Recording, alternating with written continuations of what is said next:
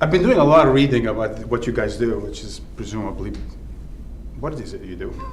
Branding, advertising, marketing, PR. What is it exactly is branding in relation to all these other things we hear, like advertising and marketing and so on? Well, the brand is what lives in the consumer's mind, right? Like we buy products, we buy goods, but the brand is the meaning, and it's the perception, and it's what people are buying into. So when you buy a shoe, yeah, you're buying Nike. Yeah. What's the difference? Well, that means Nike means so much more than just the functional stuff the shoe's made out of. Like there's an aspiration to it, there's an emotion to it, and what it really means is Nike can charge a premium what their shoes Did about. Brent just say emotion talking about shoes? Yeah, absolutely. And we're not talking about women and high heels and It's that personal connection. Choo. It's that connection, that relationship that you have. I mean, the brand. Some people, I think most people are getting the idea that a brand is not the logo, it's not the swoosh on the Nike, but it's the summation of all the experiences that you have with it. Rationally, they kind of look the same, they kind of work the same, and they're becoming more and more the same. And the thing that actually makes Nike different is its brand and what it stands for. And so, that emotional meaning, that emotional power, it's really important, and that's what lets brands like Nike charge a premium. It's why Nike is such a global force, is because that matters to a lot of people, what that brand stands for. And I think that the genius, it's great we're talking about Nike because it's one of the great case studies and examples, and right. and I think the brands that are doing really well are brands that have a purpose, right? Their purpose isn't just to make money, that they have a purpose and a role in people's So what lives. is it? Is it the soul of it? Does Nike has a soul? Does it have a character? What is it? It's what you make it, because everybody's relationship to What say you guys something make like it, or what we what make the it? individual does. I But think it's that's what the you thing guys that sell makes it us, no? special. Well, it's, You're the one who's it's selling how us the you brand. adapt it. It's how Right. you adopt it and make Right. it part of your life. You want a good shoe that's going to fit you. You've tried on a bunch of them, and then you want the one that's going to be your, essentially the thing that's going to be your running partner. Right. But there's also a connection to the messages that Nike is putting out there. Their communications are quite fantastic, and they are talking about the individual and what people can do. It's more of an aspirational thing about possibilities. But this is what you guys do. You manufacture emotions by creating a brand. Manufacture is an interesting word. I don't think you can make it up, in terms of there needs to be an authentic, believable story there that we just simply are either amplifying or telling in a new way or a different way. When it becomes manufactured, it kind of becomes spin, and it becomes, and consumers are too damn smart But that's now. what you guys are into, no? You're Well, into yeah, spin? sure. Like we tell stories that make brands more interesting for people, more entertaining for people. And my view is that right now we are competing with culture, right? Because people have got no time. I don't know about you, I've got no time. And there's so much content out there, there's so much stuff that wants my time. So only the very best stuff I ever bother spending time with. And that's the same for most consumers out there, right? So if we're competing with culture, if we're competing with Minecraft in my house, right? My kids are obsessed with Minecraft. Or if you're competing with Breaking Bad, which is one of the greatest dramas ever created. If that's what we're competing with, we have to be that interesting and that entertaining. Our stories have to be that good. That's very interesting. So is that why you're culturalizing commerce? I mean, is that why there's a story and emotion and character in a product? So that product has become a concept? Commodities have become concepts? Well, the concepts, like I said, are experiences, and brands find ways to kind of connect in a way that's going to be able to be differentiated. So is that how Starbucks, for example, works out? I remember, I don't know about you, I remember the first time I went to Starbucks. Yeah. I go in there and I say, could I have coffee? Yeah. And there was a line behind me. Everyone looked at me with disgust. Right.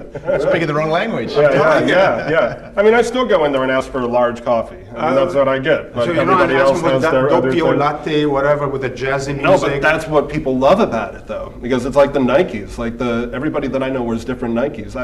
Even though it's a fairly limited set, I don't know anybody that has the exact same pair.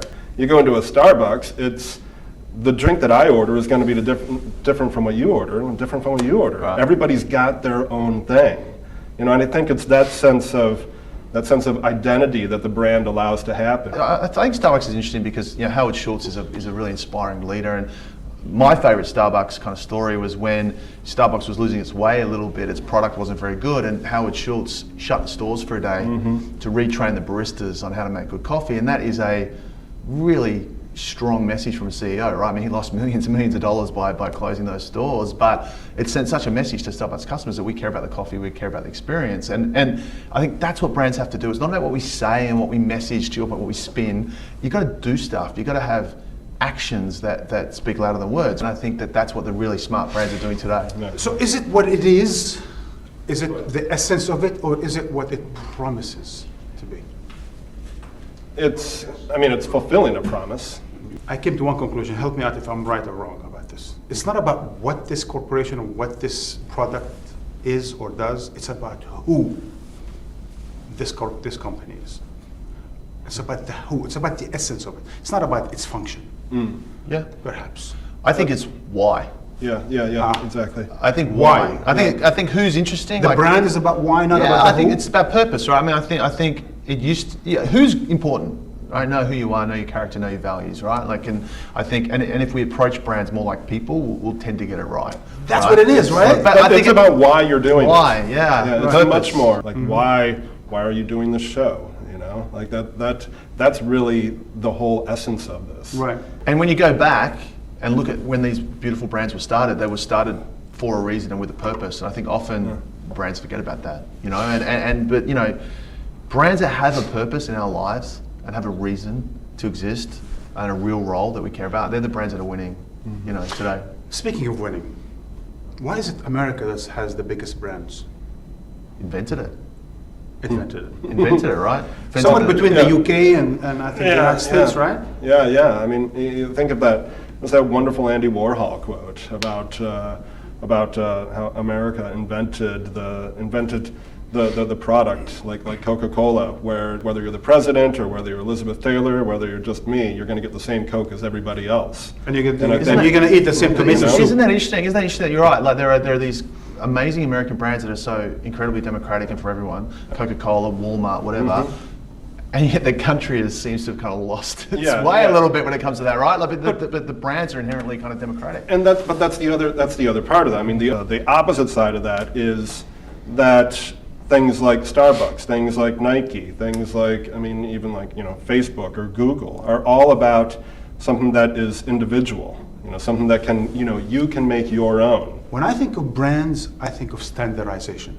When I think of brands, I think of conformity. When I think of brands, I think everyone now is going to be drinking Starbucks instead of my own old back little coffee shop that is very specific. You know, we're buying into what the brand stands for, right? And there's a tribe of us who buy that brand. So we're part of something bigger than the individual. And it becomes global, as you said. But at the same point, well, I mean, there is within these brands room for you to put your mark on them. Yeah. Even though they are so mass. Actually, they give you the impression that you actually have a decision to make when you actually don't have any decision. Of course you have a decision. Yeah, You of can course choose you have not a to buy. decision. Yeah. I think the scary thing for ad guys is there are all these brands, emerging brands, startup brands that are growing that don't need advertising, right? And there's a great quote which is advertising is the price you pay for not being original.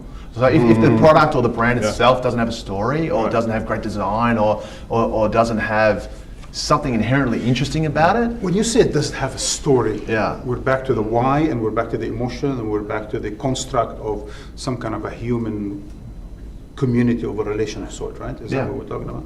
Yeah, well, stories. I mean, since the dawn of mankind, stories are what we share and stories are what we connect with, and I think it's a very kind And of now our shoes have stories too.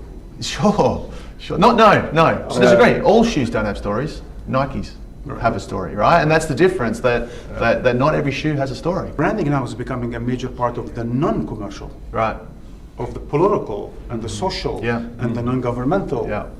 It's creeping into everything else. Now there's brand Obama and brand Hillary and Anything that is going to, where people have to make a decision or where you want to create a preference, that's a way to talk about it will be in a brand framework. right. Brands simplify stuff. And brands make it very clear what you stand for and what you're about. And in a world of 140 characters, it's good to be simple, right? Right. Probably the most important brand in human history would probably be brand America. You're an American.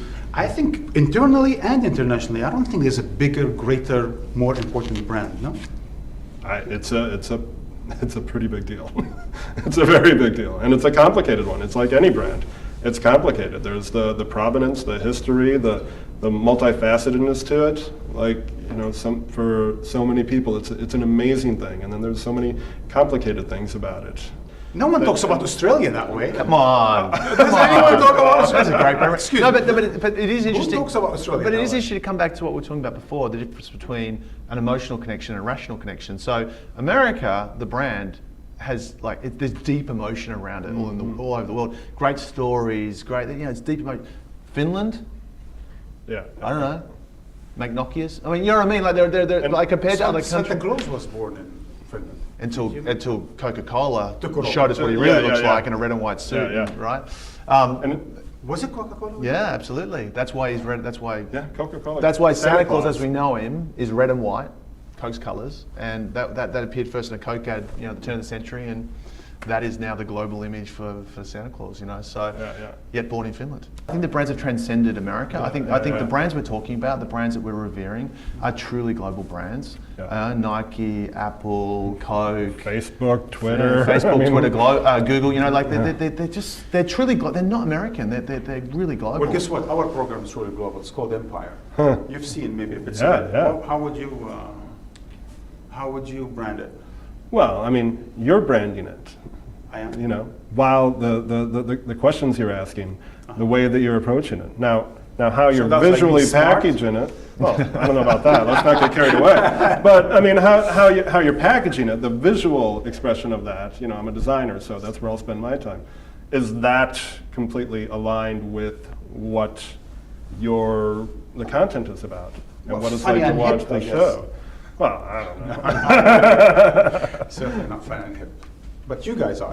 Oh, we try. Thank you so much.